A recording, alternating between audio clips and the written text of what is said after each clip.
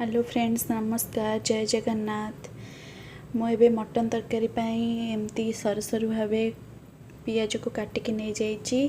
ता सहित किछि अदा, रसुण, गोलमरीच, डालचीनी, बड़ अलैच, तेजपत्र को भी नहीं जाइए। आउ टमाटो सॉस भी एथरे यूज करें ना तो आप चाहिए बिलाती को भी यूज करें। आठी मु लंका गुंड, जीरा गुंड, धनिया गुंड आउ किछि परिमाण रे लुण नहीं जाइए। देखंतु टमाटो सॉस भी नहीं, आप चाहिए कंचा बिलाती को भी यूज करें।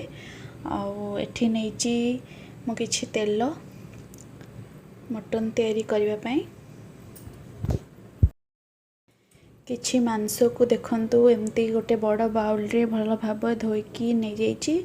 आउ किछि कंचा आलू को फाड़ फाड़ करिकी काटी नहीं, पूरा बड़ बड़ साइज रो काटिबे जहाँद्वारा कि मटनटा करने बहुत भल लगे। सेमती आलू काटिले आ मसला पाई देखंतु मैं एमती रेडी कर देइछि किछि पियाज आ रसुण, अदा और जीरा को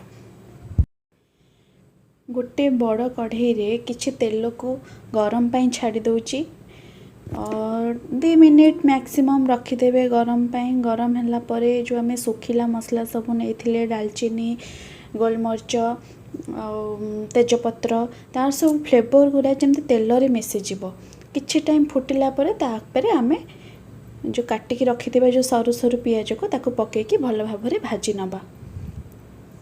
देखंतु फ्रेंड्स, एमती पियाजर कलर केमती चेंज हो आसला, गोल्डन ब्राउन है परे आमे जो धोईकी रखिथिबा मटन को से पकेदबा।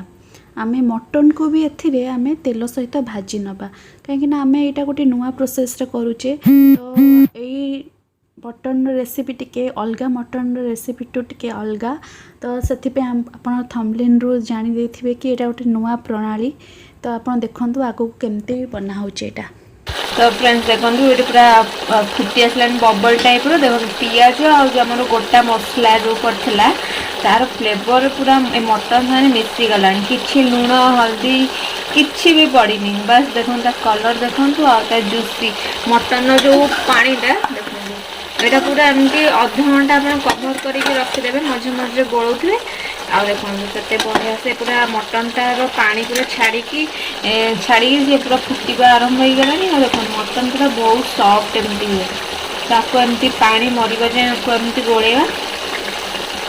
केते टेस्टी हो, बढ़िया बास्ना होती।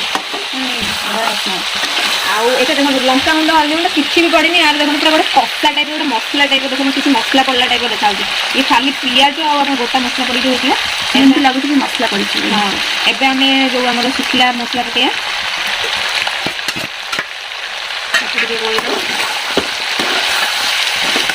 एमती रांधिले मटनटा बहुत सॉफ्ट हुए।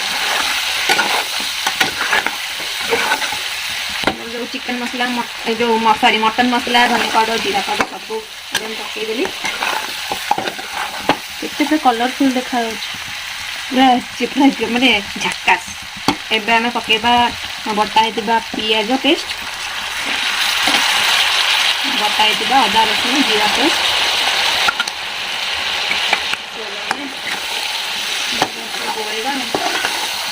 मटन पूरा सीझी जाइए, आ प्रेसर भी दबा पड़ेगा। गोल भल भाव तब फुटा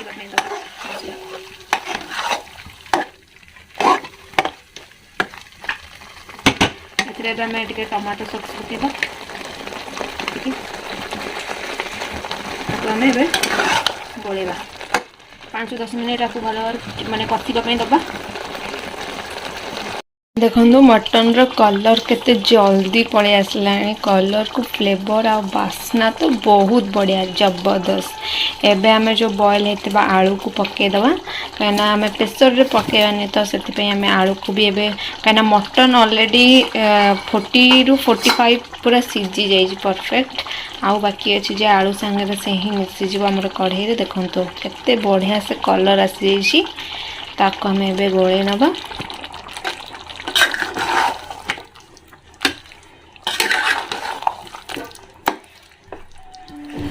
एबे हमें कभर करके भल कि आउ टिके गोले देकी कभर करके आपको मझे मझे गोलाउथे ना लग ताको मुझे घोड़े दूँ। देखंतु फ्रेंड्स एबे हमर रेडी हो पूरा गरम गरम देसी स्टाइल रे मटन तरकारी। एबे यहाँ को आपण मैंने भात किंबा रुटी सहित सर्व कर परिबे। तो केमिति लागिला ये रेसिपीटी आपण मैंने घरे ट्राए कले कि ना आमको कमेंट बॉक्स रे निश्चय कमेंट करके जनातु। रहिली नमस्कार।